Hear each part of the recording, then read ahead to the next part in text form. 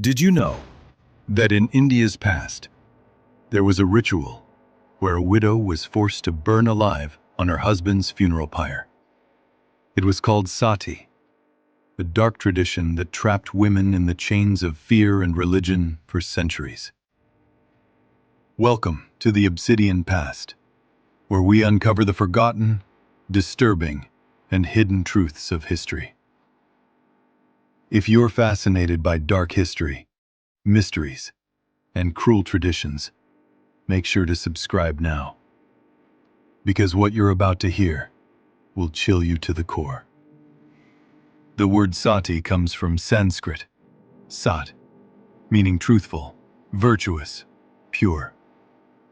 Its roots trace back to ancient Hindu mythology. The most famous tale is of goddess Sati, wife of Lord Shiva. When her father insulted Shiva during a sacred ceremony, Sati threw herself into the fire, sacrificing her life out of devotion. But over centuries, this myth twisted into a cruel social custom.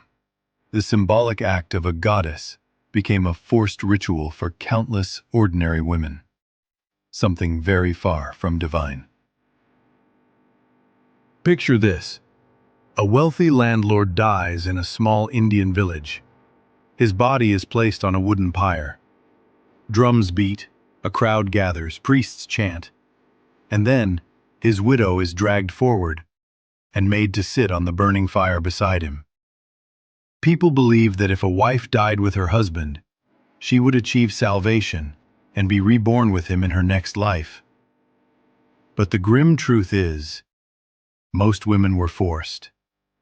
Many were drugged, so they couldn't resist.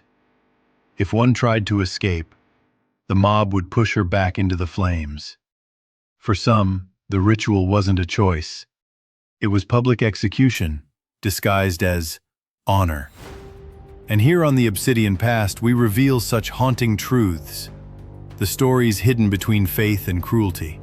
So if you haven't yet, hit that subscribe button and join us on this journey into history's darkest corners. But why did this cruel practice continue for centuries? Historians point to three main reasons. Patriarchal society, where a woman's identity was defined only as someone's wife. Property control. Widows often inherited their husband's land and wealth. Burning them alive meant the property returned to male relatives or rulers. Religious fear and superstition. Women were told that sati was their ultimate duty, and families believed refusing it would bring shame. So, what looked like faith was often just power, greed, and fear. There are countless chilling records of sati across Rajasthan, Uttar Pradesh, and Bengal. One of the most infamous cases happened shockingly recently, in 1987. In the village of Deorala, Rajasthan, an 18-year-old girl named Rup Kanwar was burned on her husband's pyre.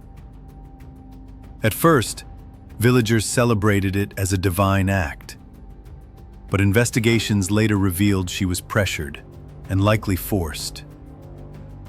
The case sparked outrage across India, showing that even in the modern age, society's shadows still lingered. Even during the British era, sati shocked colonial officers. In 1829, Governor Lord William Bentinck officially banned the practice. But the real hero behind this change was Indian reformer Raja Ram Mohan Roy. He fought fiercely against the ritual, arguing that no religion could justify the murder of women. His voice gave courage to many, and together with new laws, sati was declared illegal. Today, both performing sati and glorifying it are serious crimes in India. The practice of sati may belong to the past, but its memory teaches us a vital lesson. That when society closes its eyes in the name of blind faith and tradition, innocent lives pay the price. This is why we created the Obsidian Past, to bring these forgotten truths to light, so they are never repeated again. If this story sent shivers down your spine, don't just watch. Subscribe to the Obsidian Past and join our growing community of truth seekers. Because history is full of shadows, and together we will uncover them.